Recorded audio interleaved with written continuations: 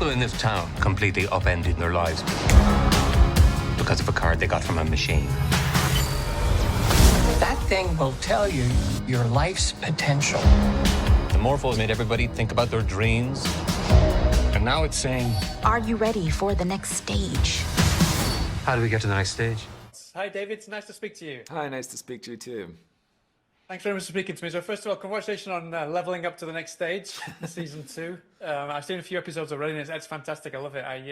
You really upped the ante this time, so congratulations on that. Oh, thanks. What I want to ask you is, in the first season, we get these really cryptic cards that could have kind of various meanings, but what we see in the next season, which I won't reveal at all, feels even more cryptic. I'm quite curious. Do you come up with the storyline first, or do you kind of brainstorm with the rest of the writers kind of what the characters will see in the Morpho machine, and then kind of play with it from there? How do you, is it from the start, or do you reverse engineer everything? That's a great question. I think we started with what is the next stage? What is that unifying concept? Because in the first season, having those cards was something to tease in each episode. Of every episode, we were revealing what one character's card would say. And we knew we wanted a similar engine in the second season, but that it couldn't just be more cards, that we had to kind of escalate somehow. And so that's how we developed the idea for these, without giving too much away, visions that characters are seeing in the machine that are more cryptic. And in some ways, they show more, but they tell you less about what you're supposed to take from them. So I think we were developing both at the same time of where are these characters, where do we want to take them, and what would we want them to see in order to get them there? What would be the thing that would motivate them to make significant change in their lives? And this time around, because we know from the end of the previous season that there are a couple of people who were already well aware of what was going on, but they didn't let on. That must have been kind of really great as a writer to be able to kind of have this kind of mistrust there, because there's some people that are there, but at the same time, must have been complicated to kind of bring these two, and for them, the rest of the people in the town to kind of be willing and want to hear from them, even though they can't really trust them because of what happened.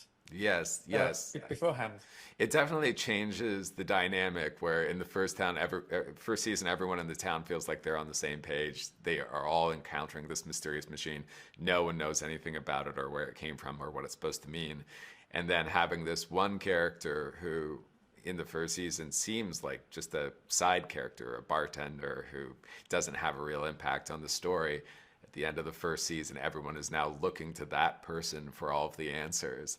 And in the second season, we'll learn that even she doesn't know everything we as an audience might want her to know.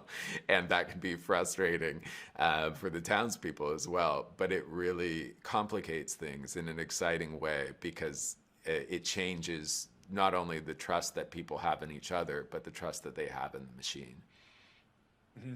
And so, I mean, obviously, what I really love about the series is the fact that it makes me kind of think about things that have happened in my life, which I'm sure is something that you kind of set out to do originally. It was kind of made me look back.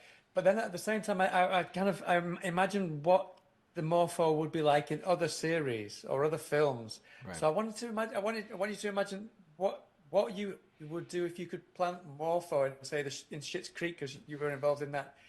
Is there any characters or anything in there that you would imagine putting the Morpho in there, and what would it say to the characters?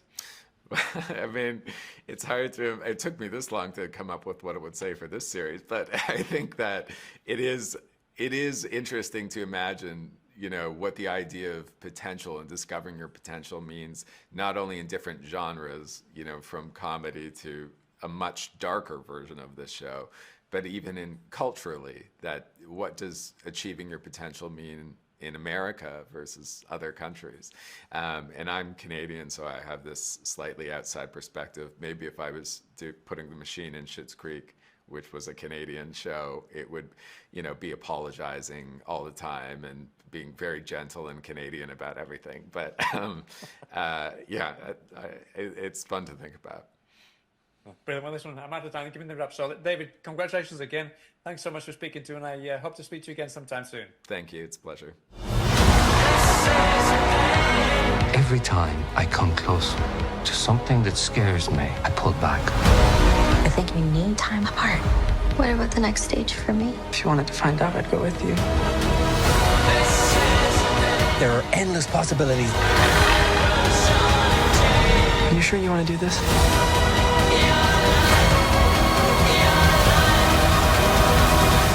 Isn't it better to know?